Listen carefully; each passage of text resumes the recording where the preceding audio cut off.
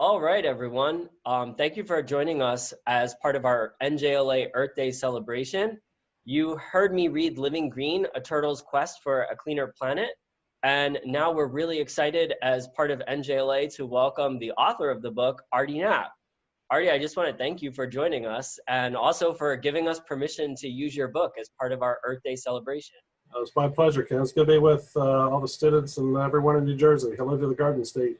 Yeah, thanks so much for joining us. We've been having so many kindergarten through third grade students and even students in the upper grades now that we've launched a First Chapter Friday. And it's just been awesome. Even though our students are learning at home, we've been trying to do daily read alouds and to share new books and resources with them. And you are our first author interview, so thank you. Oh, hey, I'm honored. So I guess, one of the things that we have a whole Earth Day project, and the kids are making Earth Day posters, and we're sending them, some special surprises in the mail. But, beyond that, what message do you have for our kids about the importance of Earth Day? Well, it's such a special day because every day I think every day should be Earth Day, and because what that means is it's acknowledging the importance of our planet as far as keeping it clean, the environment, and this book is really, I think at its core, focusing on the do not litter part for our planet, which, kids can themselves have a big impact on that. Not throwing trash on the ground and everywhere I drive, it seems, I see people still littering. And so I think anytime we can get a message out there that, hey, we got to keep where we live clean, and that's the first starting point there. A lot of other bigger issues, of course, but I think especially for students, that's a good start right there. Absolutely. So when I was reading the book, one of the connections that I had immediately was just the whole idea of respecting nature, and I was having that connection too to as I was following the story of the turtle, it was reminding me of being a little kid and going to the lake with my dad and fishing and looking for frogs and turtles, and so. It's just so awesome that this book connects with nature, but also the important message of respecting our planet.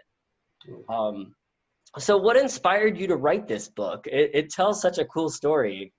Oh, thanks. Yeah, well, it's interesting. This is one of those, it was a project actually that I was asked to write. And, I've been rarely fortunate as a writer. I've had over 40 works for kids published, but this was, I think, only one of two works I've ever had published where someone came to me and said, hey, can you write a story on Living Green? And it is a company called KPMG who I worked for at the time. And their U.S. headquarters is in New Jersey, ironically, so in Montville. But they have a Living Green program, and they came to me and said, hey, Artie, would you have any interest in writing a story on Living Green? And that's a particular passion of mine anyway, so I was excited about it. And this goes back to a winter break of 2010, which is hard for me to believe. It's to be 10 years in December that I started writing the book. And so it was one of those things where someone came to me and said, hey, will you write it? I said, sure. And then it just kind of, from there, I love nature, I love animals, and I usually use animals as my main character. So I think that was the part of where the turtle came in. That's awesome. Yeah, and so many of our young readers love, animals featured in the stories, and so it definitely came across with the story of the turtle. So how did you know? I guess a lot of our kids, they're at home writing, and they're creating their own stories, maybe even about Earth Day or animals and the planet. How did you know that you wanted to be an author? Well, I had a strong passion for storytelling, and it's interesting. I never thought I'd be a children's author specifically. I had a passion and a strong interest in storytelling. Knowing I was going to speak with you today, I wanted to show this to the kids because I was inspired initially to be a writer because of science fiction shows like The Twilight Zone, a science fiction miniseries called V from the 1980s, and certainly not least Star Trek. Oh, awesome. That's a Christmas ornament. Yeah, but the original Star Trek, really, I just loved stories and was inspired, and I kind of wanted to be a part of that. And so I actually moved when I was in my early 20s. I moved to New York, lived in actually New Jersey for a while too, Weehawken. Okay. Yeah, and so I studied filmmaking and worked on some student films as a volunteer, and then that inspired me to kind of write and produce and direct my own film, which I did. It's a sci-fi movie called Pluto's Plight, and that kind of got me on the path of writing, which I really enjoyed. And then many years later, after that, a few years later, I had a couple randomly wrote a couple children's stories that were published. What was your first book? Well, they were stories, and what I mean by that and differentiating it. So my first prep book was actually my 14th published work for kids, meaning the first 13 were stories that were published in newspapers, magazines, and but I had two children's stories published simultaneously at the same time. It was The Wasp and the Canary and The Hummingbird Who Chewed Bubblegum. and so yeah, getting those two stories published with it's a wonderful site called Candlelight Stories. Getting published is not so easy, and so getting published was a great feeling, and I think that kind of inspired me to write another children's story because I had those two published. And then the third story was a game changer for me as an author as far as writing children's literature specifically. It's called Sprinting Spencer Still Wants to Run. And it's about a former racehorse who's struggling with his racing days being over. And I think when I wrote that story, there was a change in me where I thought, I'm really enjoying this. Maybe I'm onto something here. And now I can't imagine not writing for kids. I love it. It's a real treat. And That's awesome. Yeah, and you know what? That's such a great message for our kids in New Jersey too, because the fact that you didn't just start with books, you started with stories, and you started with sending them to newspapers. And we're actually, this month, in addition to celebrating Earth Day, we're actually wrapping up our New Jersey Student Writing Contest. Okay. So teachers are submitting works from kids, and it's just great to be able to know that there's a wider audience out there, even beyond just your classroom teacher. You could be writing for everyone. Absolutely, Ken. I mean, there's so many opportunities for young students. There's contests everywhere for writing competitions specifically for students. And, one thing I wanted to point out today was Highlights Magazine, which, most kids are familiar with. Sure. You can be any age. I think you have to be 16 to actually get paid to write, to have something published by them. But they encourage young students and young writers to submit stories. And so you can be published in Highlights even if you're 10 years old. And, so there's a lot of opportunities. I think, with the technology now, with so many newspapers going back online, or almost all online versus print, it's kind of opened up the opportunity, especially for local newspapers, for kids to, for example, if it's Christmas time, you can reach out to the editor about a Christmas story and, see if that's something they would have an interest in. I mean, it's because of the print newspapers only had so much space, and they kept getting smaller and smaller and smaller because of ads and everything. Everything was shifting online. All of a sudden now it's opened up a new opportunity for a lot of writers because there's no limitations with the website. You're not limited so much. So all of a sudden now there's more writing contests, and more papers are being more open to authors submitting stories, and they're having more writing competitions. So it's kind of, a lot of that's coming back now, which is pretty cool. That's awesome. Yeah, we'll definitely have to look into that, and also, let our kids in New Jersey know about some of those opportunities.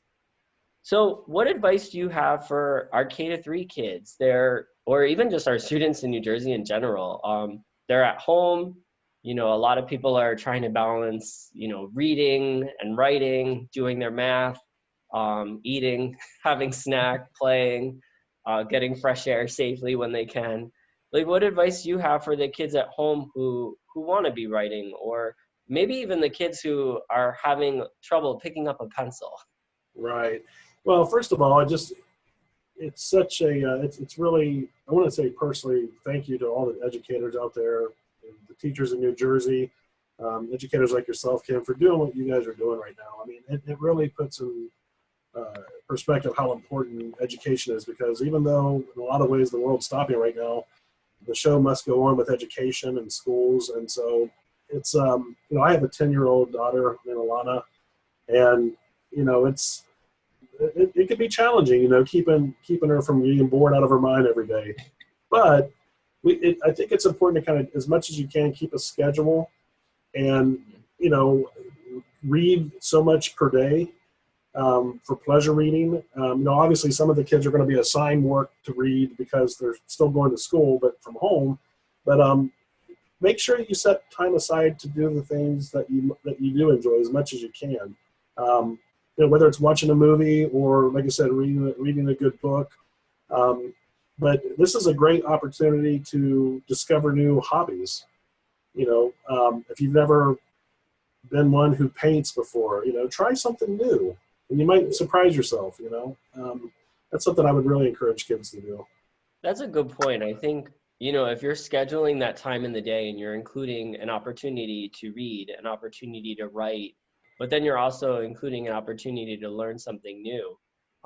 There's so many cool things that you could do right now. I mean, even just reading your book about living green was just reminding. I spent so many days, even just in my own backyard, in the garden, getting my hands in the dirt and planting things. And, that's not something that I would have necessarily had as much time to do had I been, not at home.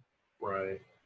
So yeah, I'm using this time to learn chess. It's something it's one of those bucket list things. I mean, all these years I've never learned how to play the game of chess, so I'm reading about it now, and I'm excited about learning how to play that. So that's awesome. That's something new. So is there anything else that you want to tell our students about Earth Day or being an author? Well, message. Yeah, I mean, I consider it a great privilege to be able to write for kids. It's become an important part of my life, and so, one thing I wanted to encourage young students on today is, as we mentioned earlier, Ken, I mean, looking at different outlets for their writing. If they have an interest in, submitting stories themselves, poems, like I said, there's magazines out there that are actually not only accept works from kids as far as to be published in, their magazine, but there's magazines out there that are only accepting content from kids. They're kids central magazines where kids write the stories, which is fantastic. And the earlier you start, the better. That's the thing about writing. It's like anything else. You got to keep at it and keep working. And the more you do it, the better you'll get. And so that's the advice I'd give them for any of you viewers who have an interest in doing writing themselves. As far as Earth Day, hey, it's as they say, this is the only planet we have. It's precious, and this, I think what we're experiencing right now kind of really puts that in perspective. So, sure, but yeah, I would say as much as what students can do to help make a difference is like in the book Living Green. They go on a field trip. And we'll get back there when things get back to where we're not confined to our homes. But I think student involvement with local communities, like with Thurman's story, whether it be a river, helping clean up, you volunteering. I know a lot of schools do get involved with that, and I think it's a good way to introduce kids to the importance of that, and that it does make a difference. Littering's not a good thing, and unfortunately, you'll see it everywhere. Not just on our highways or our streets, but people unfortunately pollute in water too. So I think it's a good way to show kids that there's another way, and that's the other way is the way to go about it. So. Absolutely. Well, thank you so much for joining us and being part of NJLA's Earth Day celebration. And just another quick question. If our students want to learn more about your writing or your books, where can they go? Yeah, my website's artieknapp.com. It's ARTIEKNAPP.com. And I keep a latest news section up there on the latest things I have with my writing. A lot of my picture books, there's video versions of the different books. so they can view them too. And there's a lot of content there for kids to check out. And I appreciate them doing it. You know, they're the reason why I do it. Pure and simple. Awesome. So, Hey, well, thank you again, and we hope that you have a great, spring season, and, enjoy your Earth Day and keep writing for kids. I definitely will. Thank you guys, and stay safe, and happy Earth Day. All right, thanks. You too. You bet. Thank you.